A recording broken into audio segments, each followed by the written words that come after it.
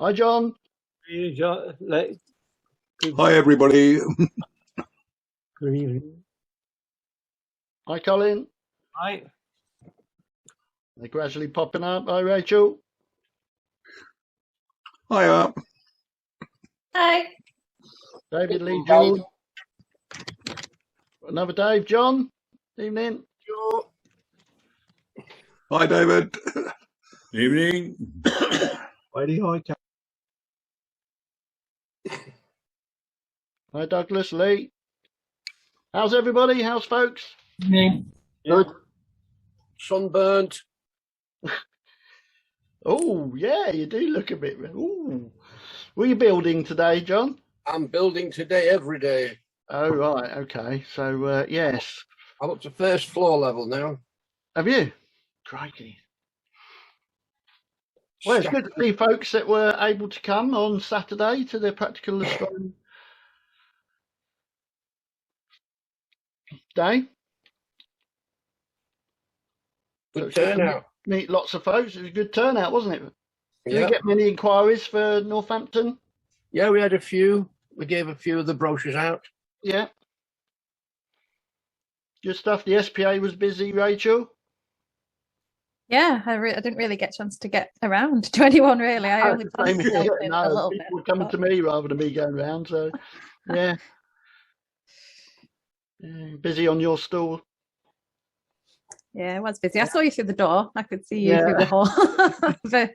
Same as virtually, isn't it? Yeah. Yeah. Good. Right. Well, welcome along, everybody. Right. Let's crack on. And yeah, so hopefully you should be able to see the screen. I know everybody says that, but just to make sure. Yep. So welcome along, everyone.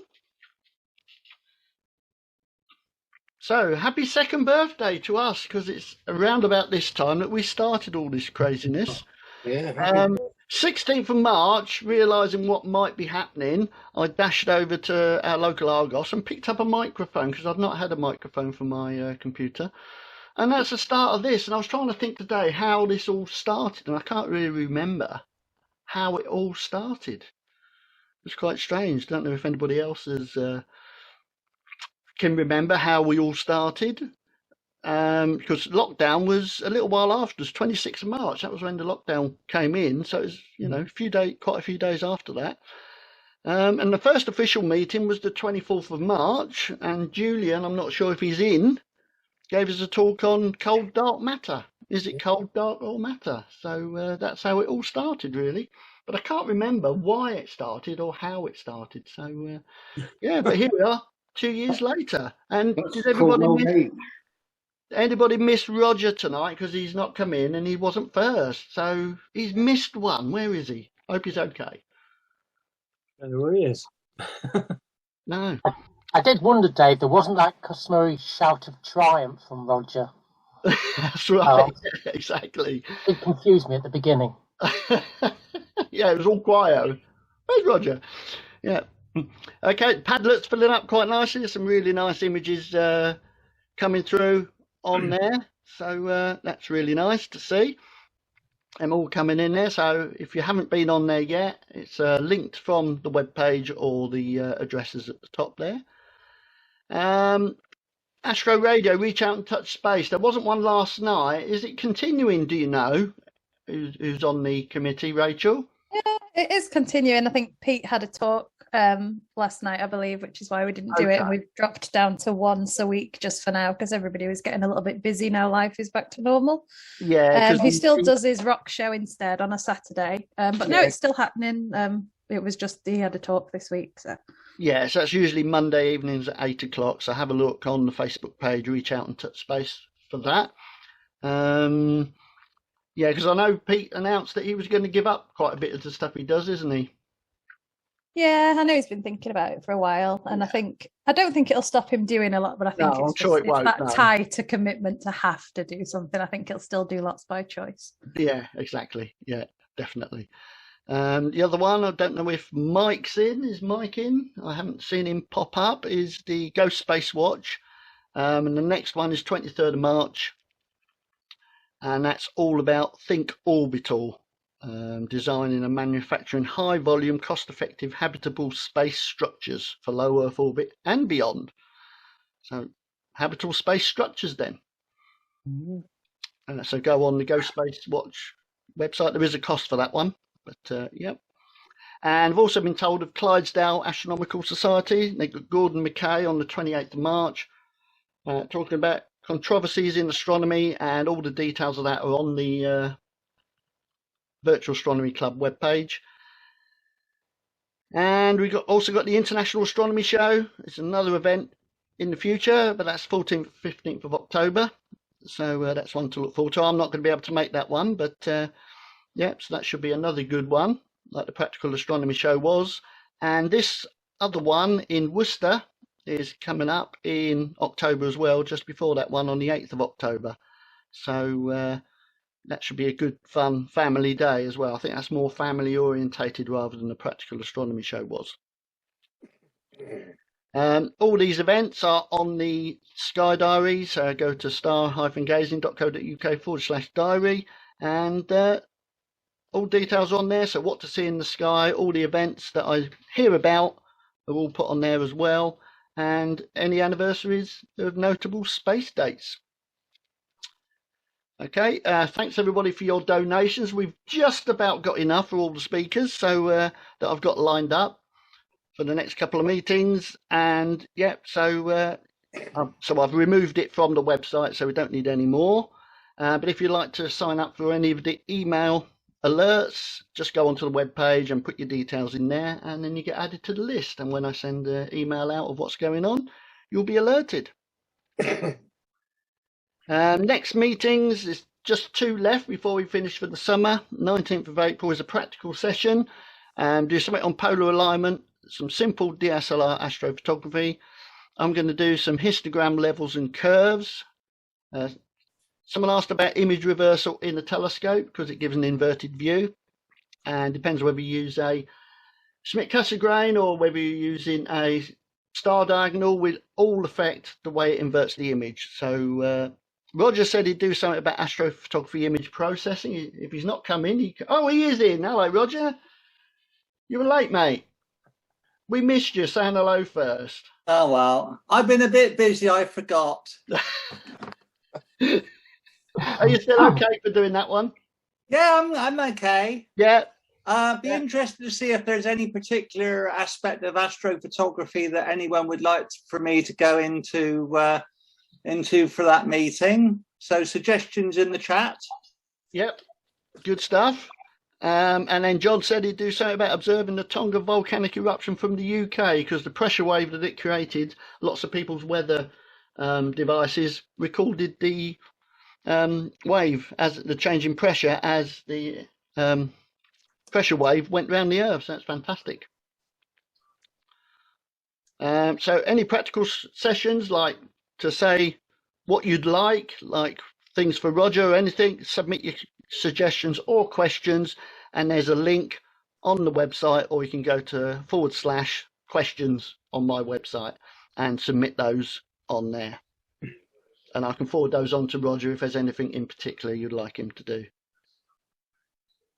And then the last one before we finish for the summer, Karim Jaffa is going to talk about two-eyed seeing, ancient and indigenous astronomy from across the globe. So anything else anybody would like to say at this point? Anybody new come along, wants to say hello or introduce themselves? Yeah, we're new, so hello. It's our first time. We'll see how we go, and then maybe we'll join up. It's Barbara and Harry Isalski. Hello there, welcome along. Where are you based? Sale in Cheshire. Okay, welcome along. Welcome along. Okay, so anybody else? Before we crack on, anybody would like to ask a question or anything we've already said? Nope. Okay, so tonight's meeting, standing in the wings, is Steve Tonkin, who's well known for binoculars. Using binoculars, he is the man to talk about if you want to know anything about binoculars. So, yeah, speak to Steve, if you want to know about binoculars, and he's going to be talking about the right light at night. So one of the things that us as astronomers always get frustrated about is the neighbours' street lights. The street lights and the neighbours' security lights. So Steve, if you'd like to share your screen, and I'll leave you to it. So everybody else. Yep. Yep. Do you want to stop sharing yours, or? That's right. You should just throw me off if you. Yep. Happy to do that. Right. Right. You should have mine up now. Yep. Okay. As you can see there, I'm now employed again. Having been, this is odd. I was retired for 5 years. And then this job kept coming my way, and I eventually applied for it. It was almost exactly 2 years ago. And of course, lockdown hit, couldn't get interviewed or anything like that. And it was October 2019, October 2020 before I was actually appointed to the job. And I'm really, it's great. It's like everything I've done in my life has fed into this job. So the astronomy, the teaching, the whole caboodle. Of course, it's not the way it works. I got the job because I had those skills. But what I do, I am the dark skies advisor to an international dark sky reserve on Cranbourne Chase. So a little bit about what an international dark sky reserve is. It's a designation that's awarded by the International Dark Sky Association, which is based in Tucson, Arizona, was where it started. It was started by a couple of astronomers at Kitt Peak Observatory back in the 1980s.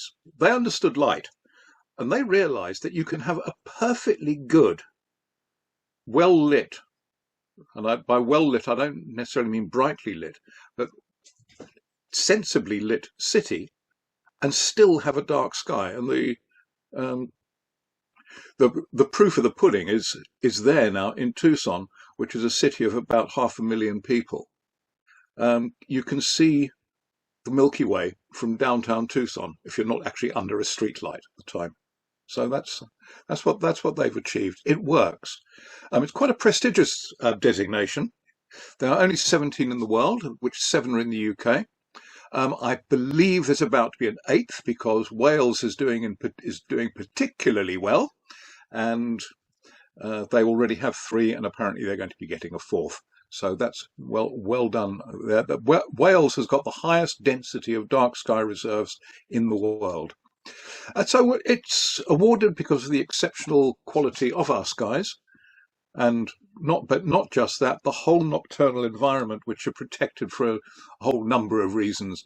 The big one at the moment is we're trying to get out for public enjoyment of what we have at night.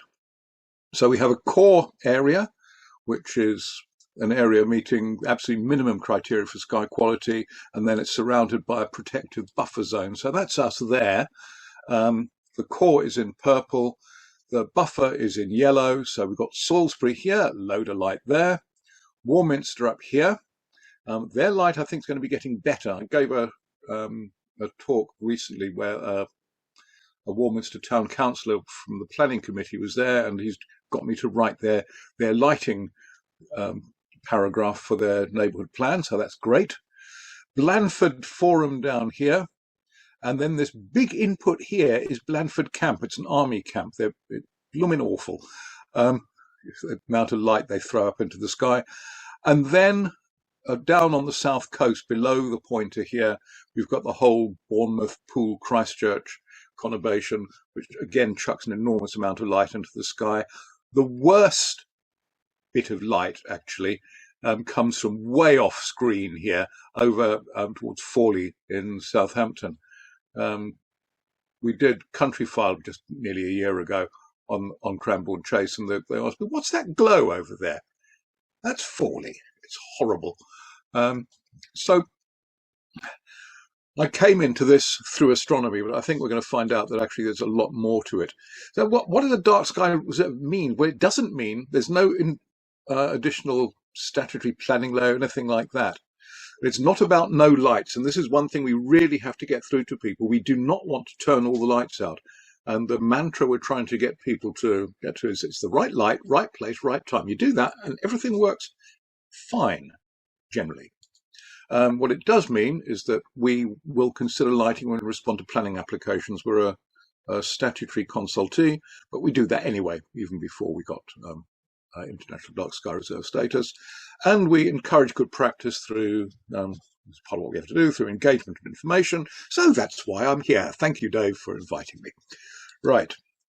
So let's just kick off.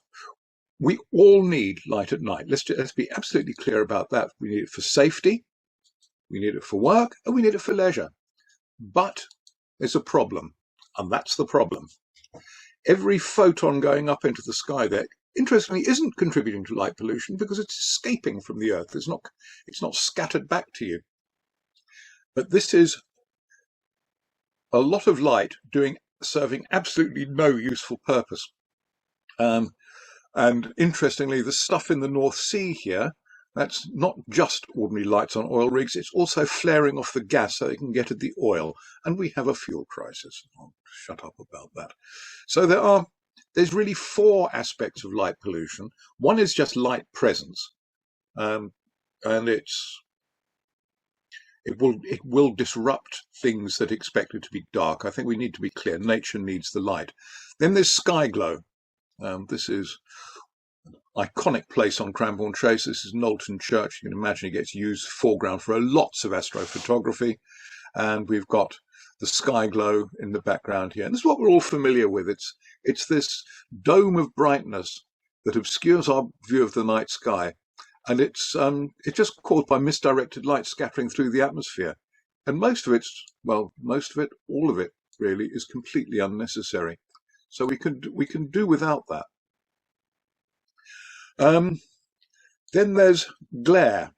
This is a picture I took because I was driving along the road and this is what I saw. This is a second-hand posh car dealership near Rockbourne, which is just in the International Dark Sky Reserve, and they've got these socking great bulkhead lights on all night. All they're doing is annoying drivers. Anybody who would normally be looking at in that direction is going to draw their curtains against it anyway. There's so much glare, you're not going to see anyone going onto the premises, and it's just this nice big beacon in the sky saying, hey, come here, guys, there's something worth stealing here. But so much for what we generally call insecurity lights. And then there's the issue of light intrusion. I mean, there is absolutely no reason, I think, that we need to light up the chimney stacks of houses. Why, for heaven's sake? You know, this is just light going in the wrong place. It's just an enormous waste of money and energy. In the case of this, UK street lighting alone accounts for 30% of a council's carbon emissions. If we're worried about carbon, and I think we should be, this is one thing you could address, because 25% of that light goes upwards, which of course is where it's not doing any good at all. Worldwide, about 35% of outside lighting is wasted light going into the sky. And when we do the maths, we spend globally somewhere between $3 and $7 billion a year on lighting up the atmosphere where it's not needed. UK contribution to that is just under a million, but £830,000 a year just to light up the sky. This light that goes into the sky also effectively adds about 21 million tons of carbon dioxide into the atmosphere. So it's not benign. I mean, that's equivalent to about 6 1 gigawatt power stations. It's not a small amount at all. Now, we've had, from the Institute of Lighting Professionals, we've had this plea from them, you know, to sort of start using light sensibly. And this has been around for over a decade. I mean, it's 2011 on there. I mean, they've produced another document, updated guidance on obtrusive light just last year, with everything getting tightened up all the time. So this is where you need the light. The backlight there doesn't serve any purpose. The light that goes into your windows causing light intrusion, or the light that's causing glare, doesn't serve any purpose. And the light that's going out near the horizontal is what scatters and causes sky glow.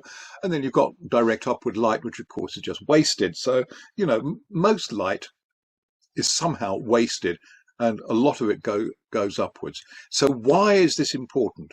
I came into this through astronomy, late 1980s. I was living in Bristol at the time, and Bristol it's a city of hills. I realised, up on top of one of the hills, and you look down, you can see the street lights, so they must be shining upwards. The city engineer told me that was lighting engineer told me that was completely wrong. The light was going down. It's just I could see it on its journey downwards, which of course is rubbish. This is one thing I've learned since I've been doing this. A lot of lighting engineers don't understand light. A lot of lighting designers don't understand light. It turns out, keep coming across those with the planning thing. And the astronomy is still important for reasons we'll come to. But what I've come to realise is that the astronomy is just a tip of a whole iceberg of harm, and we have some very, very serious problems brewing, and we really do need to deal with them. So that's what a lot of this is going to be about. So let's do the astronomy first. That's the Barringer crater, as some wag said. Isn't it lucky it just missed the visitor centre? Yeah. So that was a big brute. I've got bits of that that meteorite that did that, but that's not the main issue. We'll probably detect things like that, but we know from Chelyabinsk, not that long ago, 9 years ago, I think it was, that we are vulnerable. We are still a target. Most of the stuff that comes in is going to land in the oceans because Earth's mostly ocean, isn't it? And the Chelyabinsk impactor, which is about size of a large building, it's about 17 meters diameter, when it exploded, it was equivalent to a 500 kiloton blast of TNT. So that's 25 Hiroshimas. And ground-based telescopes are absolutely essential, turns out, for interpreting observations for space-based telescopes. And together they provide the critical data for planetary defense. And the advanced detection of small potentially hazardous asteroids is enabled by dark sky backgrounds. You start chucking light into the sky, you have a problem. And that includes these satellite mega constellations. Sometime later in the year, if you're interested, Federation of Astronomical Societies is going to have a webinar on these mega constellations, because there's a big problem brewing with those. And it's not just Elon Musk, it's everybody wants to get in on the game, and low Earth orbit could become a bit of a problem. But what we've got, even though we've been trying to keep light down for, we've been aware of this for decades. Excuse me. In the past decade, globally average rate of increase of light was 2% per annum in both lit area and total radiance, total amount of light going out, which is roughly double the rate of world population growth during the same period. So we're getting light at an ever increasing rate. So the planetary defense is one, and that's the one tied with astronomy. But there are other consequences as well. Actually, a farmer I've been seeing this afternoon, I've been helping him get his lighting right over near Tisbury, which is in Cranbourne Chase. When he contacted me in the winter, he said he realised there was something wrong. When he was getting up for 4 o'clock milking, and he could hear wrens and robins singing. Now, wrens and robins should not be singing at 4 o'clock in the morning in winter. They should be fast asleep. And what it turns out is happening, birds are having shorter and shorter sleep times, and they're becoming weakened by it. Their reproductive success goes down, and it starts to become a problem. And that's purely the presence of light. So, and then you get people who think, oh, it's a lovely idea. I've got this nice tree in my garden. I will light it all night.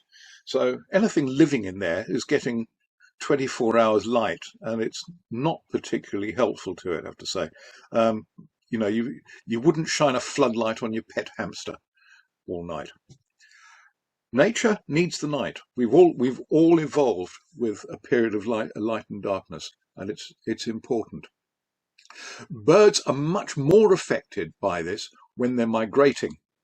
This is called the tribute in light. It's to do with the Twin Towers thing. And a few years ago, they decided to see what was happening. They thought loads of birds being attracted to this. what's happening. So you can see in this graphic here, at 12 minutes past 2, there were 500 birds within half a kilometre. 20 minutes later, after it had gone on, there were 15,700 birds within half a kilometre. But birds, particularly migrating birds, are attracted to light. They're sort of like moths like that. And they also migrate using celestial navigation. A lot of them do, so when they're migrating. And when they're confronted by these large, brightly lit urban skylines, they become disorientated. So they're attracted to the light pollution in the city. But the sky glow obscures their view of the sky, which they use to find their direction. A lot of them, not all of them. They'll fly towards the light. If they don't immediately collide with the building, they're reluctant to leave the lit area and return to the dark. Now, nobody knows why they do this. This is just what happens. This is the carnage from a building in Toronto in 1 year. It's not trivial. Okay, what happens is they fly around in circles really when they get into the cities. There's these canyons of light, and until they drop to the ground with exhaustion, and then there's still a danger of mortality. So it's an unfamiliar habitat. They're susceptible to starvation, dehydration, and being predated upon. And it's thought to kill nearly 1 billion birds annually just in North America, and most of that's actually from window strike. The ones that really get it bad are burrow nesting seabirds. They're attracted to and disorientated by artificial light. Light-induced landings can be fatal because they collide with human-made structures, buildings, electric pylons, wires, posts, in the ground. That can fatally injure them. It's a problem. We are killing worldwide billions of birds a year with really rubbish lighting. We need to do something about it. It's not just animals. You can see here with these trees here, the bit of the tree near the streetlight on the left here hasn't lost its leaves yet. Here it's got this beautiful rust. I love these shrubs, bushes. The bit under the streetlight hasn't turned red yet. It's still green. So trees exposed to artificial light at night, they bud earlier, lose their leaves later, and end up having about 10% shorter lifespans. And you can see just on these images just how the presence of light has affected their natural cycles. It's not just trees. All vegetation's attracted by it, and this is an algal bloom. This one actually isn't one induced by light, but this is what happens, is waterborne algae that normally settle to low levels at night remain near the surface in light-polluted areas, and you get these algal blooms that can then have damaging effects on the entire aquatic ecosystem. It gets worse. This is our big problem. And you can see on the left here, many, many more insects are attracted to blue light than to orange-yellow light, the cold-looking light, which paradoxically is actually higher colour temperature. 60% of insects are nocturnal, and it's estimated that about 1/3 of those attracted to artificial light are killed.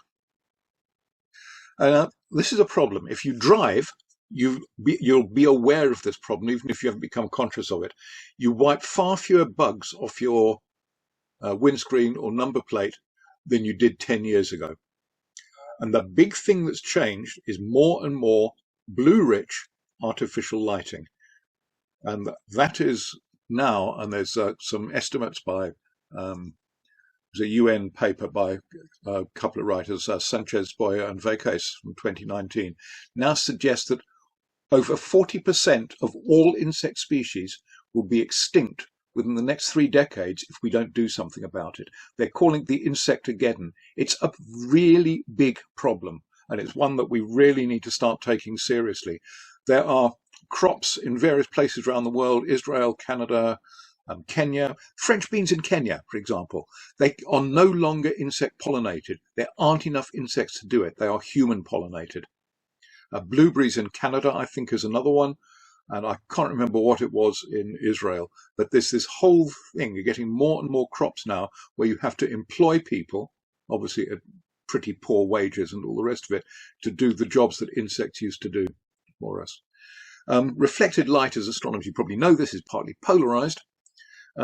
Mayflies, for example, use this because moonlight coming off water is polarized. And they use it to detect water, and they go and lay their eggs. Mayflies don't live very long anyway, and then the eggs will go and get mayfly larvae and all the rest of it. But because you get street lights reflecting off roads, you get mayflies laying their eggs on roads. Well, they're not going to do very well. And it's a paper I suggest you do look at if you're interested. It's Light Pollution as a Driver of Insect Declines. It's by writers Owens, Perkins, Seymour, again 2019. Is raising the alarm of this whole thing of artificial light at night in the insect apocalypse. And they summarize about 200 independent studies. One of the problems is that a lot of the important data that's been coming out on this has just been coming out in the last 2 or 3 years. And we've had our eyes turned elsewhere for perfectly good reasons. So we're much more interested in data on viruses and that, aren't we? And the main environmental organizations have yet to pick up on this. I'm sure they will, but we don't want to leave it till it's too late. Okay, but this graphic really shows it up. Now, blue light is a killer for insects as well. It's not just insects, as we'll see. But you put fruit flies under blue light, about 450 nanometers, for 24 hours, they will just all simply die. It's as simple as that. And we're beginning to understand the mechanisms by which this happens. So bats, that insect feast buffet being laid on by streetlights would be great. Yes, for some of them. The fast-flying bats, your noctules and pipistrelles, they love street lights. But what you're doing is you're changing their behavior. The insects, when they're around those street lights, they're not pollinating, they're not foraging, they're not breeding, they're not reproducing. So that's also going to affect insect things. And the bats are changing their habit as well. And so the fast-flying bats, yeah, they do that. But what happens is they will get the early insects, and then things that feed later on after twilight. As you probably know, most insects come out just after twilight or around twilight. The later ones, there's insufficient insects for them. So we're affecting the whole ecosystem around evening insect predation. But this isn't true for all bat species. Your slow-flying ones, and here on the chase we've got Beckstein's bat, which is probably the most endangered mammal in the country. They will shun light because they're slower flying. It makes them much more vulnerable to predation. And there have been cases where entrances to bat roosts have been inadvertently lit, and the bats had rather starve themselves to death than to come out and face light. This is the sort of effect we're having. This illuminating bat roost is starting to realize can have an enormous problem. If it doesn't entomb them in there, it will at least delay their emergence, so it shortens the amount of time available for foraging. So it has direct results on bats' reproductive ecology. So you get slower growth rates and you get starvation of the young. So there's a lot going on there. The one that everyone goes awe about is the sea turtles. On a natural dark beach, the horizon above the sea is slightly brighter than the horizon above land. Now these hatchlings, vulnerable little things anyway, most of them aren't going to survive anyway. They'll be predated upon when they get to the water. But they need to get to the water to have any chance of survival at all. And the hatchlings detect this difference of the horizon, and that gives them the quickest path to the sea. And this has helped them do this for millions of years of evolution. And it's sort of imprinted behavior on them, and it's now threatening their survival. Because you pop a hotel complex on the beach or something like that, and light pollution just distorts this natural ambient light pattern, confuses the hatchling. So instead of crawling to the sea, they either head towards the lights or crawl in circles and get lost on the beach, and of course don't make it. So that's but it's, I'm just picking examples of what goes on. There's almost nothing that is not adversely affected by artificial light at night. And going back to that blue light, That, of course, is the part of the spectrum that scatters most in the atmosphere, so it's going to be the worst one for light pollution. We know it scatters most because the sky's blue because of it, don't we? Right. Let's think of what we evolved with. I'm not trying to get into this whole sort of natural, natural is good and artificial, all the rest of it. But we are the product of ultimately billions of years of evolution, but even as Homo sapiens of hundreds of thousands of years of evolution. And the natural light at night is the sort of the warm reddish thing. We can think of sunsets or campfires or something like that. You start mucking about with that, and you've probably heard people say you should not have your computer screens, or kids shouldn't have a look at their phones for an hour before bedtime. And that's because of the amount of short wavelength light, the blue end of the spectrum that's coming out of it. And it's tied in with our circadian rhythms, these biological 24-hour rhythms, which are regulated just by any light. So we'll look at that, and then we'll look at blue light in particular. So here we've got the things that are regulated just by the light dark, the 24-hour rhythm. And it's not just us. And all of these things are measurable on circadian rhythms. What there is, however, is we have a biological clock in our hypothalamus. And short wavelength light, so we're talking around about 450 nanometers-ish, getting into our eyes. We haven't just got rods and cones. We also have cells which detect specifically blue light. Signal to the hypothalamus, and effectively what happens is the melatonin, which is the sleep hormone, absolutely collapses, and you get wakeful. You get exactly ultimately the same effects as you get from working very, very bad shift patterns. And it takes an instant of exposure to short wavelength light for this to happen. So it really is worth avoiding it. And this is just the tip of the harm. Now, this is the problem.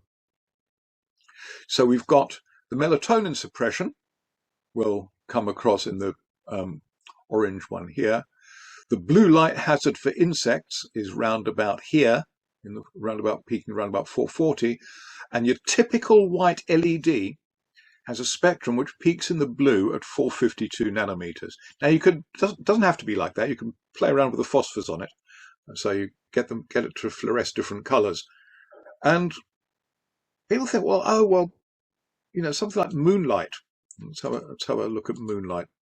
This is the spectrum of moonlight on the left here, and it's got a color temperature of 4,125 Kelvin. Now, when we talk about color temperature with lights, with LED lights, it's actually something called a correlated color temperature, but it's not a brilliant metric, but it's about the best we've got at the moment. And the idea is that the light looks approximately like a glowing filament at that temperature would look like. Now, as you know, it's cooler, it's red hot. As it warms up, it gets yellow hot, white hot, and so on. You get hot enough and you start emitting ultraviolet and so on. Okay, so moonlight looks like this spectrum on the left, and you've got a peak of at 610 nanometers. So that's 4,125 Kelvin. It's reflected sunlight. Your LED, the same thing. Look what we've got. We've got this enormous blue spike here. It's actually 452 nanometers where it is. Now, they may look like ultimately the same color, but they're really not. This blue spike is the thing that is enormously dangerous. So let's have a look at the consequences of this. Now, when I first started getting involved with artificial light and dark sky advocacy and that, back in the late 80s, by the 1990s, it was becoming fairly clear that there was a correlation between breast cancer and light pollution. I thought, correlation, of course, isn't necessarily causation. We thought, well, maybe that's just an interesting thing. You've got something different causing them both. Because it may not be a related thing at all. We now know there is a relationship. It's to do with this blue light. It's to do with the melatonin. We'll come on to that. So in increasing severity, the consequences of this exposure to this blue-rich light is reduced cognition and creativity. With well, how bad is that? Well, it doesn't matter, does it? Attention loss and memory impairment. Well, attention loss if you're working with machinery is a big problem, if you're driving a car or something like that. Immune system suppression. Well, we should all be aware about that at the moment, shouldn't we, with COVID and all the rest of it. Depression, bipolar disorder, so basically mental health issues coming about because of this. And then obesity, type 2 diabetes, hypertension, cholesterol anomalies, heart disease, and so on. And then ultimately your cancers, breast, colorectal, prostate, and endometrial cancers. And now absolutely clear that these are linked to artificial light at night, and particularly to blue-rich artificial light at night.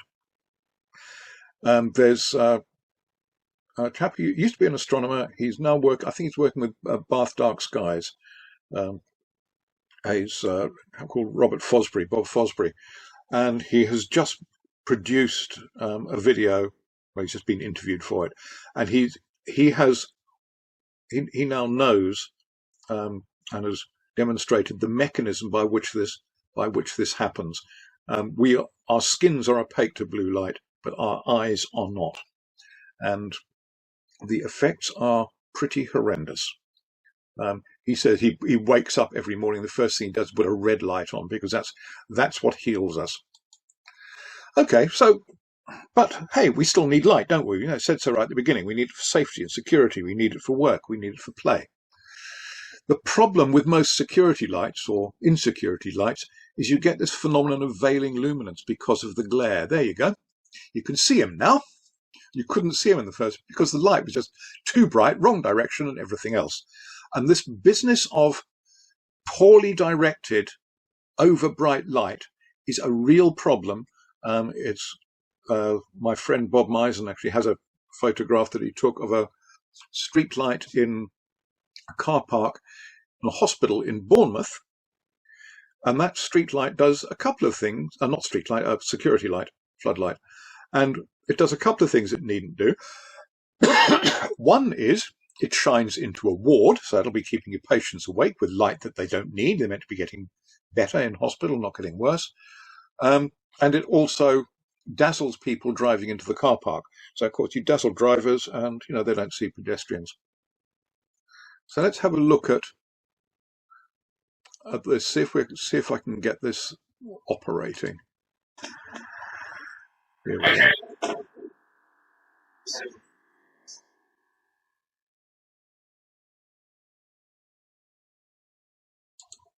Where's he gone? This is just typical effect of very bad lighting. And there we go. What you have is you've got a silly situation where lights are perceived to be able to help good people and hinder bad people. It's sort of like as if street lights and insecurity lights are some sort of artificial intelligence that can differentiate between the two. Well, here's a classic one. This is from Bob Misen, CFDS. That scarring on the road down here, where are we, is a consequence of a burnt out stolen car right underneath a street light. Of course, people who are committing crimes need to be able to see what they're doing. Light can't distinguish, and you rightly get people who are concerned about violence against women and girls. And yeah, but we need, you know, environments where women and girls can be out safely at night. Absolutely, you do. But only just a couple of days ago, a paper was published. Based on studies mostly of women in Australia who are saying, yeah, we want light, but we don't want these very, very harsh white lights. They're over bright anyway and result in shadows in which people can hide. You get these very harsh shadows. What we want is a much softer, gentler light. And actually, this is the sort of light where we can actually perceive things better in than that very harsh white light that was in that little movie there. That we've just seen. So it can't happen. So we've got all these things happening. We need to be able to light at night. So how the heck do we do it? Because that's the problem. There's no point in me talking to you about a problem if we can't have solutions to it. So the International Dark Sky Association comes up with these. So basically, all light should have a clear purpose. If it's not needed, don't use it. Well, it's clear, isn't it, really? It should be targeted. You only put light where you need it. If you put it where it's not needed, well, basically, it's not needed. Don't do it. Low light levels, no brighter than necessary. The British Standards Institute produces documents of safe lighting levels. And then just about every blooming planner and lighting designer in the country decides, well, some light good, but more light's got to be better. Well, no, it isn't. These are safe levels. We don't need to exceed them. Surface conditions absolutely play an effect here. Lighting should be controlled, so it's only on when it's useful. Well, by definition, if it's not on when it's useful, it's being useless, isn't it? And then colour, use these warm colours, really limit the amount of the blue-rich light at night. It's becoming so clear that we've got to do something about that.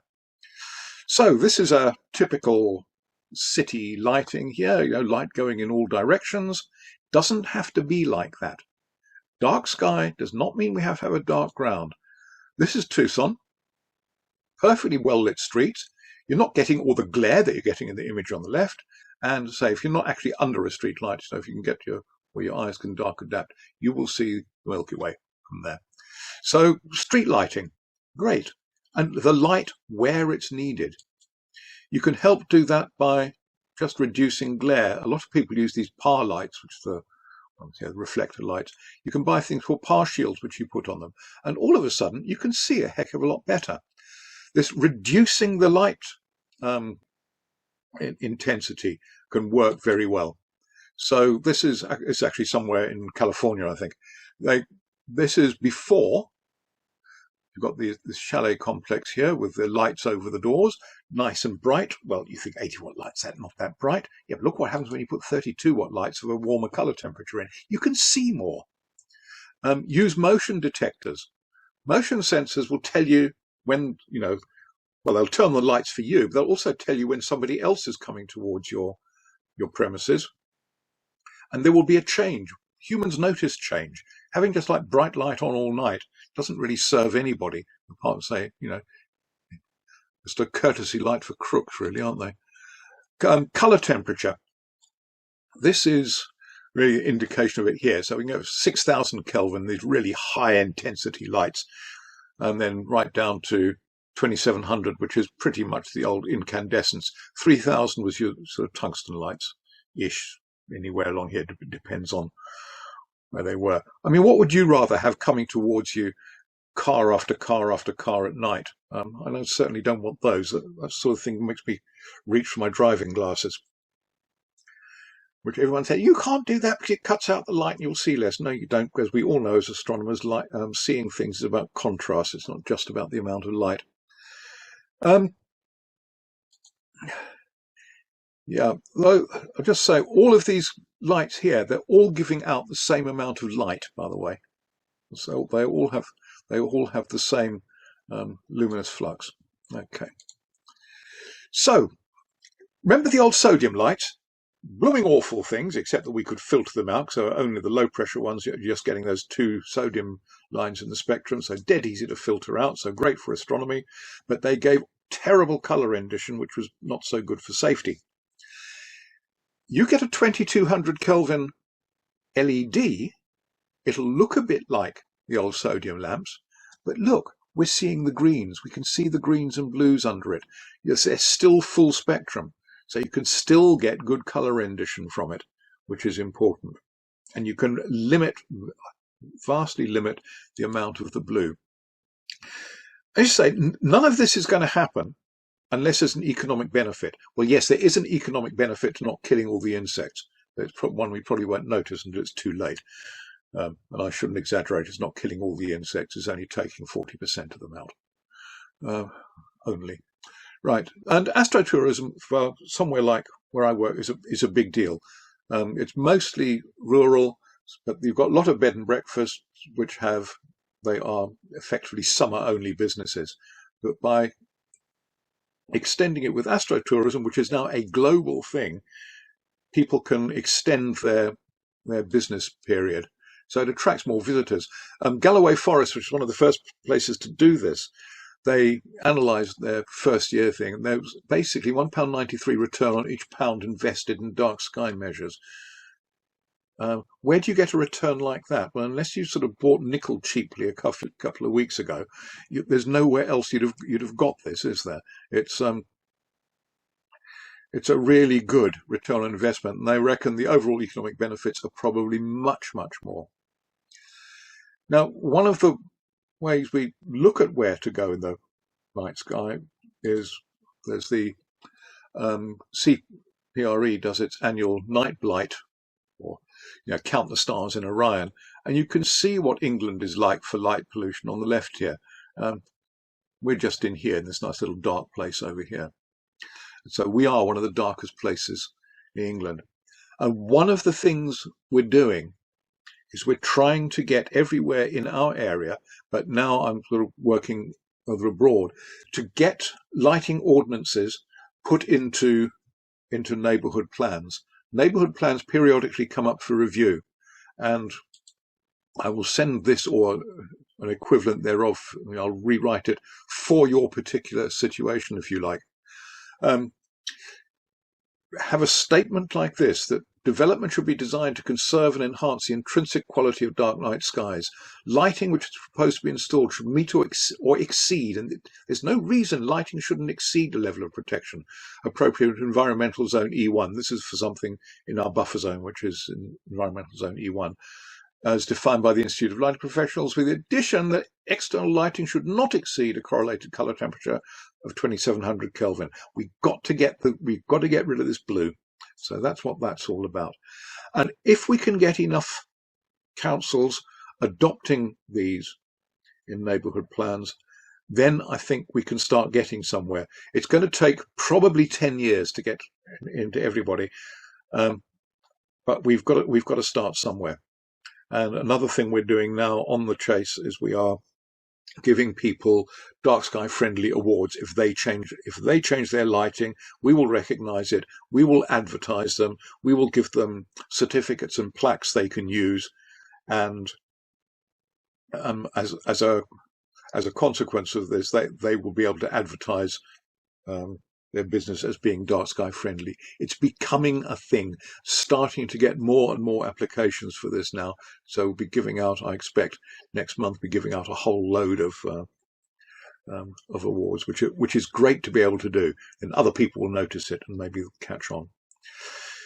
So I said right at the beginning that this has something to do with, it started off with the astronomy, and the astronomy is not the most important thing, and I still think it isn't.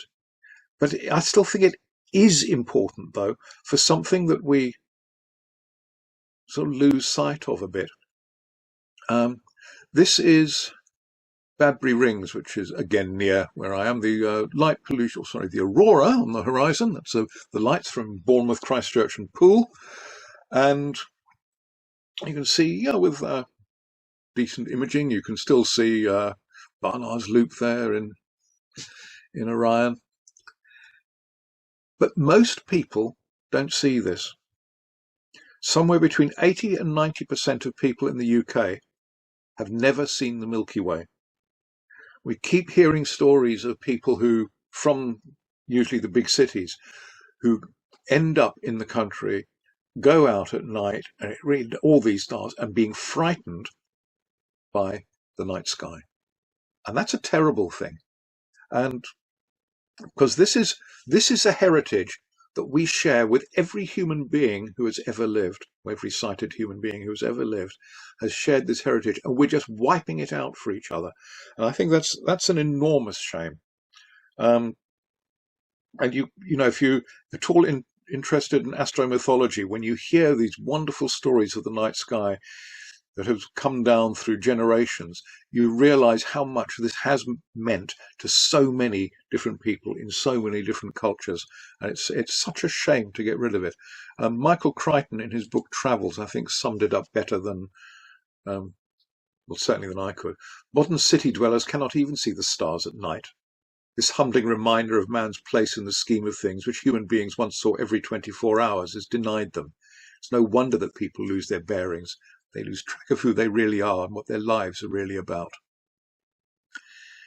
So with that thought, I will leave it there. If anybody needs to contact me about anything I've said or wants links to research or anything like that, references to it, I'm happy to do that. My email address is up there. It's my job to help people understand these things, so please do feel free to contact me. So thank you for listening and letting me talk about something I really feel strongly about, as you've probably gathered by now. Thanks so much, Steve. The pictures of the trees and the insects is quite stark, really. It does really show you what effect they do have. Yeah, that quite shocked me, actually, because I know you've read about this thing, but when you see it in that context, wow, that really does highlight it. Yeah. Anybody got any questions? You should be able to unmute yourselves now. So if you've got a question for Steve, please unmute yourselves and fire away. I've got a question, Dave, if I can go first. Steve, I'm currently negotiating with lots of local businesses and East Riding of Yorkshire Council, and they're developing an environmental policy. Is it okay if I quote you to them and possibly even maybe one day call on you for some wise words to pass on to them? Yes, of course. I'll tell you what, I'm quite happy to give you our sort of basic format of a statement to go into a neighbourhood plan, but we're also I've just got to make it generic. We've got our own supplementary planning document now on artificial light at night, and say we're going to be using on the Chase. Hang on, sorry, I've just lost everything there. View, sorry, excuse me. Right, get that full screen and I can see people. So the supplementary planning document over the next couple of days, I'm going to make it, take out all the stuff for specific to us, and frankly, anybody who wants it can have it. We'll be also be offering it through the Dark Skies network as well. That would be brilliant.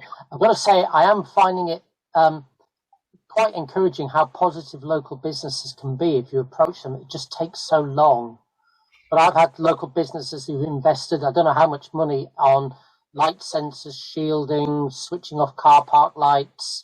One business which for years have never switched their floodlights off. They're on midday on a Sunday, 24/7, 365. They finally agreed that they're going to lower the lights on their building so they're close to the ground, angle them better, install timers, and look into motion detection as well. Yeah. The one thing I hadn't thought about was the colour temperature of the lights. This is one we've really got. If there's one message I want to get through to people, we've got to get the colour temperature down. This is the obviously we've got to get the lights facing where they're wanted as well. But if we've got this very high colour temperature on and it's on all night, we have a real problem. Manufacturers are really on board with this once they understand the situation. Another thing I'm dealing with at the moment, one of the villages wants portable sports floodlighting for the recreation ground, which is going to be used for, as going to be a multi-sport thing. And they asked me to advise them on that and comment on the ones they had, and they're all far too high color temperature. But one was a really good design. You couldn't install it, so it was, a lot of the problem with floodlights is people install them so they're up like that at an angle like that, and then half the light goes up into the air, where they're actually designed to be installed. Sorry, I'm trying to get my screen to show my hand, flat like that, and they spread out, they're asymmetric beam pattern, and it spreads out to where it's needed. And you could not set these things up incorrectly. The design stopped you doing it, but the color temperature was 6.5K. Oh. And the person, I said, well, if you can get these in a lower color temperature, they'll be absolutely ideal, and we will help fund them for you. Because it's always nice when you can tell people, you do the right thing, we'll give you some money for it as well. I don't know if I can find those. So I just rang up the manufacturer and I explained the situation. I said, look, if you can do those in 3,000 or 2,700K, then is there any chance of that? And he wanted to know why. So we had a chat on the phone. Next day he phoned me. He said, yeah, we'll do that. How many do you need? And people, they obviously he sees a business opportunity for, this is sports lighting for inside an international dark sky reserve. It's all dark sky compliant. So yeah, seen that. Another one we've got is, I don't know if you've come across Cloud9 Glamping. It's one of these pop-up glamping sites. And they set up in the reserve last year. It was horrendous what they did with their lights. But they want planning permission because they can't do the 56 days any longer. So we've been absolutely strict with them, saying, no, if you want festoon lights on, they've got to be turned off, or you've got to find a way of shielding them.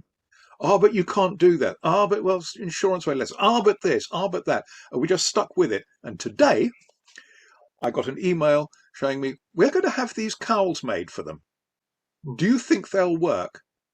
And yes, I do think they'll work. So they're going to have a few thousand of these cowls made. And then that, with any luck, will catch on. And it'll become a business opportunity for people to make cowls for festoon lights, which are the one thing you go to festivals and that, and they just, about 30-40% of your light just goes straight up.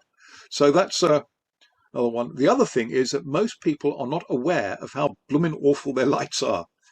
Because I've had a couple with garage across the road from me installed a new floodlight on his forecourt, which was great, really nice. Except he'd done the set at an angle like that, so it was shining right between my house and my shed to where my observatory is. So I went across and said, David, any chance you can do something about it? Explained it, and he said, oh my God, I'm sorry, I didn't realise. 20 minutes later, he'd had a ladder up there, he'd reorientated it properly and done. And same with some neighbours a couple of doors down, new spotlights in the garden, and half them were shining into my garden. Go along and have a word. Oh, sorry, fine, we'll put that right. Probably about 10% of people are blooming awkward and no, I'm allowed to do this, I'm going to do it. But most people are reasonable. Most people are. And a bit of advice for anybody who wants to take photographs of offending lights. Try and pick a night when it's slightly misty, because it's a genuine photo, but it looks far, far worse. Yeah. It's also a good one for taking photographs of good light, because you can see the whole beam going downwards. Yeah.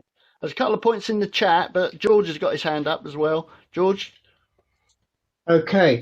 I just wanted to thank Steve for an interesting talk and say that I did watch the video you posted on Facebook recently about the dangers of blue light. Is that Bob Fosbury's one? It was Bob Fosbury's one. Would be useful if you could put the link to that in the chat so that other people this evening could watch that video. Yep, I'll see if I can dig it out and I'll do that. Yeah, Thank you. Good links like that, Steve, and I'll pop them into the next to your video on. Yeah, I will. Webpage so people can download them and have a look themselves. Yeah. And anybody on here this evening, I would recommend that you take the time to actually watch the video. Yeah, it's slightly frightening, but frightening. Yes, I'd describe it as enlightening. Yeah. Is that another hand? Is that Jamie? The J? Can't remember. Yes, it is. Hi, thank you for remembering me. I can't change my name on here, so I'm kind of just stuck as Jay every time I log in, but thank you, everyone. Hello. I had to pop off for just a few minutes to take a phone call, so you might have said this and I missed it, but I was just wondering if you have any recommendations. I'm in the United States, but I'm one of those sad people that have never seen the Milky Way. And I really would love to go somewhere that's dark, even if it requires doing a little bit of travel. I was just going to say, do you recommend anywhere or where to find places that you can see stuff like that? Okay, in the United States, Jamie, I'd suggest getting in touch with the International Dark Sky Association. They've got a website, and they will put you right, and they will they will tell you exactly where you can find something like that. Right, let me just get these up. So I hope that helps. Right, I'm going to put a few links in the chat. Yeah, while you're doing that, Steve, Keith's asked about this parliamentary group on artificial lighting. Are they doing anything? All-party parliamentary group trying to. The Andrew, can't remember his surname, who was chairing it, has been distracted to other things, unfortunately. What's that doing? Doesn't need that. Sorry, can I just get these links in, and then I can give people my full attention. Right. All the chat will be saved, so I can just pick those up a bit later. Yeah. Pop them on the website so people can get access to those from the website. Right. That's that one. Any comments about streetlights in our area that they'd like to share with people?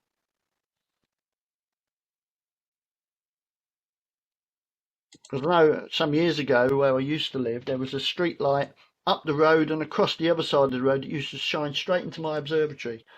And I spent over 2 hours with a guy at the local lighting authority.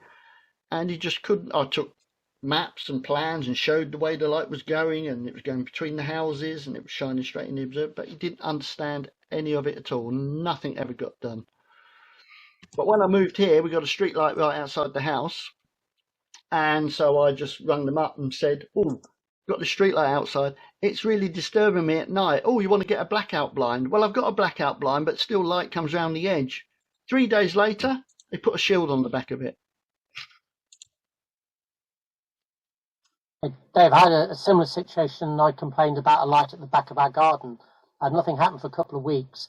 And then 3 workmen turned up and dug it up and carted it away. Wow. Yeah, wow. That's a good result. Yeah, but they left the one at the other end of the path, and I have to deal with that one somehow. Did anybody complain because it had gone missing? No, they didn't. But that's the problem with the other one. There is a neighbour who needs it for security. Yeah. And then there are road lights, and there's absolutely no need for a road light to shine backwards away from the road. No. And that's going to be my approach with the local council, with whoever's in charge of street lighting. Is fine. You can't do anything about the ones that are on the other side of the road pointing at me, but the ones that are on my side of the road, they don't need to shine backwards. They need to shine forwards. The problem I had, it shined that way and was coming out from the light into the road and into over the houses. Yeah. Well, Wiltshire Council has got a rolling programme of replacing all the street lights. And apart from the fact that I think some of them are still too bright, they're really good design. They're called Urbis Axia 3s, and you can actually have a shield put on the back of them, so you get absolutely no backspill at all. And they do that as a matter of course when they're putting them up either near buildings, which would solve the problem you have there, Lee, or you can ask for it if it's shining back onto vegetation as well. Yeah. Definitely going to use the nature card. The 4 links. I've put 4 links in the chat. The last one that I put in is Bob Fosbury's talk. Okay. So thanks for that suggestion, George. Yeah, I'll capture all those and pop them on the website once I've updated it. You're welcome, Steve. Morning. Good stuff. Any other questions for Steve before we go? I'm convinced the people over the back who have a light in the back all night, it's on. I'm convinced they're growing marijuana. So I'm gonna have a word. Do you get any wafts of anything? Occasionally I do, but it's difficult because there's a few people that use these horrendous wood burning stoves that burn out junk anyway. Yeah. Wish that they should be outlawed, them things. There's no need of them these days. But anyway, that's off piste. But I'm going to sow some seeds. Yeah, definitely. No frost, no snow, no nothing. Yeah, because it's so warm. Yeah. Yeah. I'll let you know if the light goes off after I have a little chat over the garden fence. I've only got to mention it to one person, and it goes right around the block. So people are growing stuff in there overnight.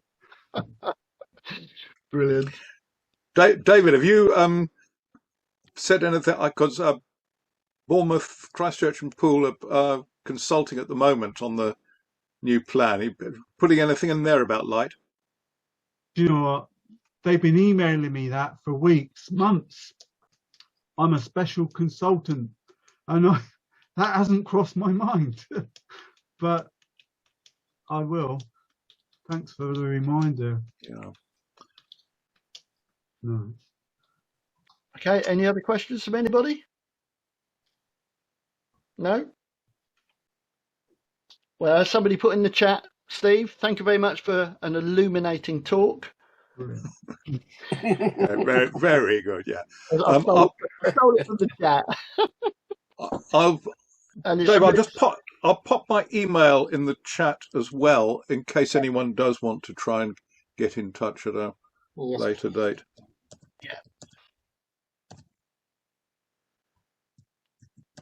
I'm going to take on board what you said and turn off my lights. It's not had much of an effect, has it? Is that big moon behind you? It is. Yeah. I can fix that. Right, there we go. There you go. There. Okay, I'll grab those off the chat because that's saved automatically once I finish the meeting, and I'll pop it on the website tomorrow. Okay, well, brilliant. Thanks so much, everyone, for joining us tonight. Thanks very much, Steve, for the talk. That's a pleasure. Thanks, everyone, for coming and giving me the opportunity to spout out what I like spouting on about.